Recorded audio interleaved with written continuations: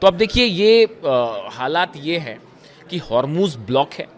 Iran ने साफ कर दिया है यूरेनियम हम नहीं दे रहे, परमाणु प्रोग्राम पर कोई बात नहीं कर रहे, आपको जो करना है वो कर लीजिए, ये हमारा अधिकार है, हम जारी रखेंगे। ईरान की जनता ने साफ कर दिया है अमेरिका के सामने से झुकने की जरूरत नहीं है। और अब जो ये बातचीत वाली बात पूरी तरह से फेल हो गई है, तो माना यह जा रहा है कि जैसे ही डोनाल्ड ट्रंप का चीन दौरा खत्म होगा, अगर इस दौरे में किसी तरह का कोई समझौता नहीं हो पाया ईरान को लेकर, तो ईरान पर स्ट्राइक होना तय है। सेंटकॉम की तरफ से, जो सेंटकॉम ऑपरेशन देखता है ईरान में, उसकी तरफ से बॉम्बर्स की तस्वीरें जारी की गई हैं, B-1 बॉम्बर्स की तस्वीरें जारी की गई हैं कि अगर आप नहीं मानेंगे तो हम B-1 बॉम्बर से हमला कर देंगे। अब ये बड़ी हैरान करने वाली बात है, आपने 40 दिन तक ईरान पर हमले किए, B-2 बॉम्बर से हमले किए, B-1 बॉम्बर से हमले किए, टॉम हॉक मिसाइल्स बरसा दी, F-35 जेट से हमले कर लिए, F-16 से हमले कर लिए, F-18 से हमले कर लिए, ना जाने कितने तो क्लस्टर बॉम्ब्स लगा दिए गए ईरान के ऊपर, कितने बड़े बड़े जो है 1-1 हज़ार 2-2 हज़ार किलो के बम गिरा दिए गए। ये सब करने के बाद भी क्या हो पाया? क्या कोई उद्देश्य अमेरिका का पूरा हो पाया? सत्ता परिवर्तन नहीं हो पाया, यूरेनियम हासिल नहीं हो पाया, न्यूक्लियर मुद्दे पर आप ईरान को नहीं झुका पाए, हॉर्मूज आप नहीं खुलवा पाए, जहाज आप नहीं निकलवा पा रहे हैं। तो ऐसे हालात में जो अमेरिका का मिशन था वो पूरी तरह फेल हो गया। ऐसे में सेंटकॉम का B-1 बॉम्बर की तस्वीर दिखा के ये कहना कि हम रेडी हैं, लॉक्ड है, इस बात का क्या मतलब निकाला जाए?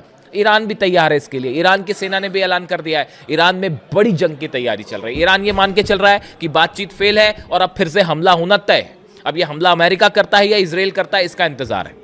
यूएई की तरफ से भी खबरें हैं इस तरह की, एक पुरानी खबर भी आई है कि अप्रैल में जो एक ऑयल रिफाइनरी पर हमला हुआ था ईरान में, वो यूएई ने किया था, लेकिन वो बड़ा मुद्दा नहीं है ईरान के लिए, उसको हैंडल करना कोई बड़ा मुद्दा नहीं है। अब इजराइल की तरफ से और अमेरिका की तरफ से अगर हमले होते हैं तो उसकी ज़बरदस्त तैयारी हो रखी है, चाहे वो हॉर्मूज हो, चाहे तेहरान हो, या ईरान के अलग अलग जो न्यूक्लियर स्टेशंस हैं जो कि पहले जिन पर हमला हुआ है, इन सब के आसपास डिफेंस सिस्टम्स लगे हुए हैं। ईरान ने अपनी reserve missiles, reserve launch pads जो है वो तैयार कर लिए हैं एक बार फिर, और ईरान की तरफ से स्टैंड साफ है।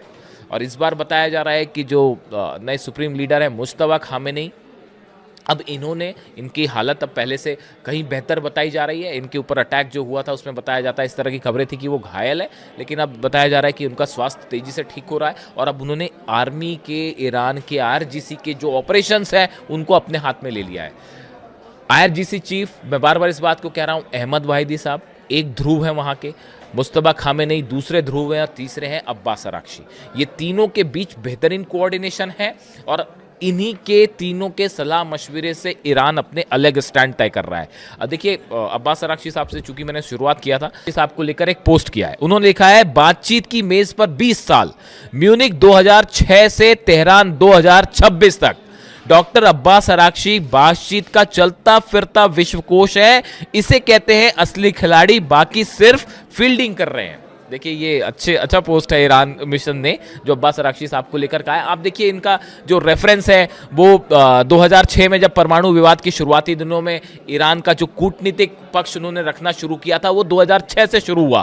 फिर 2015 में वियना में जो joint comprehensive plan of action जो JCPOA तैयार हुआ था, इस दौरान उनकी बेहतरीन कूटनीति दिखाई दी। और अब 2026 में पूरी दुनिया देख रही है कि इतने जंग के बावजूद अब्बास अराक्ची जो विदेश मंत्री हैं, उन्होंने कितने बेहतरीन तरीके से हर पक्ष को ईरान के पूरी दुनिया के सामने रखा है और इसीलिए पूरी दुनिया में उन्हें एक बेहतरीन विदेश मंत्री के तौर पर देखा जा रहा है और वो अब एक इंटरनेशनल पर्सनालिटी बन चुके हैं, इसमें कोई शक नहीं है। तो अब वो उनका भारत दौरा है, वो पीछे भी भारत आना चाह रहे थे लेकिन जंग की वजह से वो नहीं आ पाए, तो भारत का उनका ये दौरा बेहद अहम होगा। लावरोव भी उनके साथ आ रहे हैं, ऐसे में नज़र रहेगी कि ये मीटिंग्स में क्या बड़े फैसले होते हैं। और दूसरा नज़र रहेगी डोनाल्ड ट्रंप के चीन के दौरे को लेकर। फिलहाल ये माना जा रहा है कि ये जब तक ये मीटिंग्स खत्म नहीं होंगी तब तक हमला ईरान पर नहीं होगा, लेकिन उसके बाद कुछ भी हो सकता है। ईरान के विदेश मंत्री अब्बास अराक्ची साहब भारत के दौरे पर आ रहे हैं। किसी ने मुझसे पूछा कि इनकी इस विजिट को आप कैसे देखते हैं, तो मैंने अपने थंब में लिख दिया है, ईरान का शेर भारत आ रहा है। और एक बात मैं और जोड़ना चाहूँगा, ईरान का शेर अमेरिका को हराकर भारत आ रहा है, ऐसा भी कुछ लोग कह रहे हैं। देखिए हालांकि वो ब्रिक्स समिट में भाग लेने भारत आ रहे हैं, गौर करने वाली बात यह है कि अब्बास अराक्ची साहब तो भारत आएंगे ही, साथ में रूस के विदेश मंत्री लावरोव भी इस दौरान भारत में मौजूद रहेंगे। यानी दो विदेश मंत्री, एक ईरान के विदेश मंत्री और दूसरे रूस के विदेश मंत्री, इन दोनों की भारत में मौजूदगी, इनका भारत आना इन हालात में जंग के बीच बेहद अहम हो जाता है। देखिए कैसे अहम हो जाता है। एक तो हॉर्मूज बंद है, अमेरिका की फोर्सेस खड़ी हुई हैं, ईरान की फोर्सेस हैं, हॉर्मूज ब्लॉक है, पूरी दुनिया में तेल को लेकर बड़ा संकट जो है वो मंडराता दिखाई दे रहा है, तेल सप्लाई बाधित हो रही है। ऐसे में ईरान की तरफ से लगातार ये आश्वासन भारत को दिया गया है कि हमारी पूरी कोशिश है कि भारत को सप्लाई होने वाला ऑयल किसी भी रूप में ना रुके। बताया यह जा रहा है कि ये ब्रिक्स समिट में तो चर्चा होगी, लेकिन इसके अलावा भारत की ईरान और रूस के विदेश मंत्री के साथ इस मुद्दे पर बड़ी चर्चा हो सकती है कि इन हालात में कैसे ऑयल, एलएनजी की, गैस की सप्लाई जारी रखी जाए बिना किसी बाधा के। इस समय ईरान की जो सबसे बड़ी ज़रूरत है वो जो ऑयल उसके पास जमा हो रहा है, लगातार हमने इस बारे में बात की। खार्ग आइलैंड के पास आपने देखा बड़ी मात्रा में ऑयल फैला हुआ है समंदर में, उसको लेकर मैंने वीडियो किया। अब देखिए इस समय ईरान की सबसे बड़ी ज़रूरत है कि जो ऑयल वहाँ प्रोड्यूस हो रहा है उसका ज़्यादा से ज़्यादा ऑयल जो है वो एक्सपोर्ट किया जाए, और भारत एक बड़ा खरीदार साबित हो सकता है। लेकिन बीच में बाधा बनी हुई है अमेरिका का ब्लॉकेड, जो अमेरिका ने हॉर्मूज में कर रखा है। इस ब्लॉकेड के पहले चीन, ये जो ब्लॉकेड शुरू हुआ इसके पहले ईरान की तरफ से भारत में जहां लगातार जहाज़ों की सप्लाई हो रही थी, जितने भारत के जहाज़ थे वो सब निकलते जा रहे थे लगातार, और भारत में जो है ऑयल और एलएनजी गैस की सप्लाई आसानी से हो रही थी। लेकिन अब इस ब्लॉकेट के बाद इस सप्लाई में बड़ी बाधा आई हुई है। पूरे देश में भारत में इस समय चर्चा है कि आने वाले वक्त में क्या तेल का संकट आने वाला है, क्या गैस का संकट आने वाला है। ऐसे समय में भारत और ईरान की दोस्ती इस संकट से निपटने में बेहद अहम साबित हो सकती है। और अब्बास अराक्ची साहब विदेश मंत्री ईरान का, उनका भारत दौरा इस दिशा में भारत के लिए और ईरान दोनों के लिए बड़ा एक फायदेमंद सौदा साबित हो सकता है। बताया यह भी जा रहा है कि रूस, ईरान और भारत के विदेश मंत्री के साथ बैठक में पूरे वेस्ट एशिया में ये जो जंगी हालात हैं इसको लेकर एक बड़ी रणनीति भी तैयार हो सकती है कि कैसे न सिर्फ ऑयल को लेकर बल्कि दूसरे भी कई सामानों को लेकर कि कैसे यहाँ पे जो है वो तीनों देश एक अपना कॉमन रुख सामने रख सकते हैं। इसको लेकर कई सारी चीज़ें ऐसी होती हैं जो समझौते होते हैं लेकिन उन्हें सार्वजनिक नहीं किया जाता, वो कुछ समय बाद बाहर आते हैं, तो इस पर एक अहम मुद्दा होगा। लेकिन अभी जो हालात है उसमें रूस से तेल खरीदना और ईरान से तेल खरीदना ये भारत के लिए एक बड़ा मुद्दा है, जिसको लेकर एक कॉमन प्रोग्राम तैयार हो सकता है। चाबार पोर्ट को लेकर ईरान की तरफ से लगातार ये बयान आए हैं कि ये कोशिश हो रही है ईरान और भारत के बीच कि बिना किसी तीसरे पक्ष के इंटरफेरेंस के भारत और ईरान के बीच चाबार पोर्ट से व्यापारिक संबंध मजबूत हों। ये एक अहम बात है। देखिए आप अगर देखें पिछले 1-1.5 साल की बात करें आप, तो भारत और ईरान के संबंध बड़े तेजी से बेहतर हुए हैं।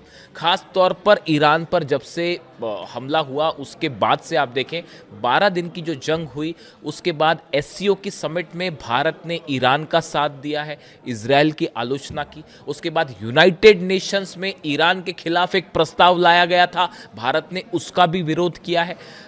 ईरान के साथ भारत का ऑयल बिजनेस रुक गया था लेकिन अब वो फिर से शुरू हुआ है और उम्मीद है कि ये ब्लॉकेड हटने के बाद ये और बेहतर होगा। तो इसको लेकर ये तमाम जो है समझौते हो सकते हैं। भारत और ईरान के बीच एक अच्छा अंडरस्टैंडिंग डेवलप हुई है पिछले कुछ महीनों के अंदर, और ऐसा कई एक्सपर्ट्स ये उम्मीद जता रहे हैं कि ये भारत और ईरान के बीच एक नई एरा का जो है संबंध तो बहुत पहले से रहे हैं, लेकिन अब ये एक नए स्थायित्व की तरफ आगे बढ़ रहे हैं, एक नई समझ के साथ एक दोस्ती की तरफ तेजी से कदम आगे बढ़े हैं। भारत में देखिए इस पूरी जंग के दौरान अगर आप बात करें, अभी ये दूसरी जंग के दौरान भारत में ज़बरदस्त सपोर्ट देखा गया है ईरान के पक्ष में। कई लोग मुझसे ये बात कहते हैं, कई कमेंट्स आते हैं मेरे वीडियो में कि भारत से जब वीडियो बन रहे, जब जंग शुरू हुई उस दौरान भारत में एक इस तरह का माहौल था कि बहुत सारे लोग जो हैं वो इजराइल के पक्ष में थे, या कई वीडियोस इस तरह के बनते थे जो इजराइल के फेवर में थे। लेकिन आपकी सीरीज सबसे पहली उन सीरीज में से है जिसने ईरान के सही पक्ष को सामने रखा, और आपके वीडियोस के चलते बड़े सारे लोगों ने ईरान पर वीडियो बनाने शुरू किए, और आज देखिए भारत की एक बड़ी संख्या जो है लोगों की और मीडिया में भी जो है वो ईरान को ज़्यादा स्थान मिलना शुरू हो गया है। ऐसा कई लोग कहते हैं, मैं इस बारे में कुछ कहना नहीं चाहूँगा। मैंने हमेशा वही कोशिश की कि जो सही पक्ष होता है उसको बिना डर के बेबाकी के साथ सामने रखा जाए। मेरी हमेशा कोशिश यही होती है। तो देखिए, एक तो ये विजिट की बात हुई, अब्बास अरागची साहब और लावरोव दोनों की भारत आना जो है ये बेहद अहम होगा। दूसरी चीज देखिए, 2-3 बड़े डेवलपमेंट हैं। एक तो डोनाल्ड ट्रंप चीन जा रहे हैं, उस पर मैं अलग से विस्तार से बात करूंगा कि डोनाल्ड ट्रंप चीन जा रहे हैं तो उनकी उस विजिट का ईरान के साथ जंग पर क्या असर होगा। देखिए, बाय एंड लार्ज ये बात की जा रही है कि ट्रंप की ये कोशिश होगी चीन पर दबाव बनाने की कि किसी तरह से ईरान को यूरेनियम पर तैयार किया जाए या जंग रोकने के लिए तैयार किया जाए और कोई समझौते के लिए दबाव डाला जाए। हालांकि चीन इस पे कितना तैयार होगा और चीन की क्या भूमिका होगी वो आने वाले वक्त में पता चलेगी, लेकिन फिलहाल चीन की तरफ से इस तरह का कोई कमिटमेंट नहीं है। अब देखिए, इसके अलावा एक बड़ी खबर है कि अभी एक फिर से बैठक हुई व्हाइट हाउस में। बताया जा रहा है कि वॉर रूम में बैठक हुई। उस वॉर रूम में डोनाल्ड ट्रंप एक बार फिर चीख चुके हैं और फिर से उन्होंने अपना आपा खो दिया, और अपने जो जनरल्स थे उनके सामने ही वो चीख पड़े कि आखिर हम ईरान को क्यों नहीं झुका पा रहे हैं, हम हॉर्मूज में अब तक जो ब्लॉकेड है हम उसको क्यों नहीं फ्री करवा पाए। इसके अलावा उन्होंने कहा कि यूरेनियम अब तक हासिल क्यों नहीं हो पाया, हम यूरेनियम को लेकर कोई समझौता क्यों नहीं कर पा रहे हैं, ईरान के साथ कोई डील क्यों नहीं हो पा रही। इन 3-4 मुद्दों को लेकर डोनाल्ड ट्रंप ने अपना एक बार फिर आपा खो दिया, और वो जो है अपने जनरल्स पर, वहां जो उनके अधिकारी थे उन्हीं पर गुस्सा हो गए। ऐसा पहले भी एक बार हो चुका है, एक बार नहीं बल्कि कई बार हो चुका है।